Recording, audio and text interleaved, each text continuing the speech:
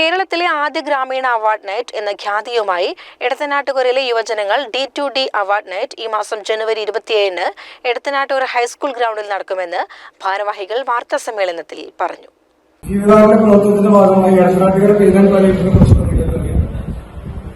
പാലക്കാട് ജില്ലയിൽ തന്നെ ഏറ്റവും നല്ല ക്ലിനിക്കായിട്ടാണ് എടത്തനാട്ടുകര പെയിൻ പാലിയേറ്റീവ് പ്രവർത്തിക്കുന്നത്. അതുപോലെ തന്നെ സൈക്യാട്രി,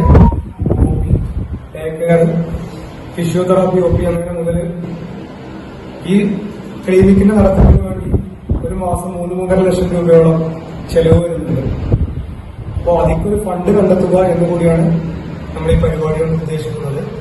മലബാറിന്റെ മുഞ്ചൻ ഡപ്സി സജീർക്കൊപ്പം Sreenand Vinod, dance team Aliyans, drummer John leader, Patturumal fame Surumi, Malikappuram fame Theertha Subhash, electric fame ഫ്യൂഷനുമായി ഭാഗ്യരാജ്, വയലിനിസ്റ്റ് സാന്ദ്ര ഷിബു, തബല കലാകാരൻ പാലക്കാട് മുരളി തുടങ്ങിയ പ്രമുഖർ പങ്കെടുക്കും. മണ്ണാർക്കാട്ടെ ഏറ്റവും വലിയ സംഗീത മഹോത്സവമായ D2D അവാർഡ് നൈറ്റാണ് എടത്തനാട്ടുകരയിൽ നടക്കാനിരിക്കുന്നതെന്നും ഭാരവാഹികൾ പറഞ്ഞു.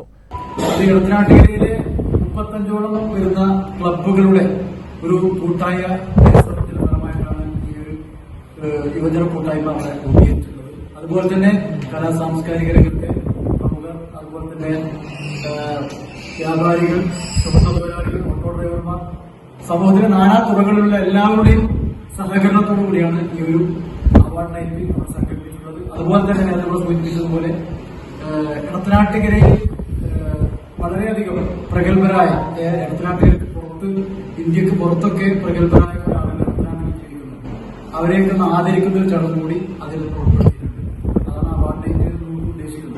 വാർത്താസമ്മേളനത്തിൽ പൂതാനി നസീർ ബാബു, C വീരാൻകുട്ടി, അലി മടത്തൊടി, ഒതുക്കുംപുറത്ത് നിജാസ്, അമീർ മടത്തൊടി, K സുഭാഷ് തുടങ്ങിയവർ പങ്കെടുത്തു. CCN മണ്ണാർക്കാട്.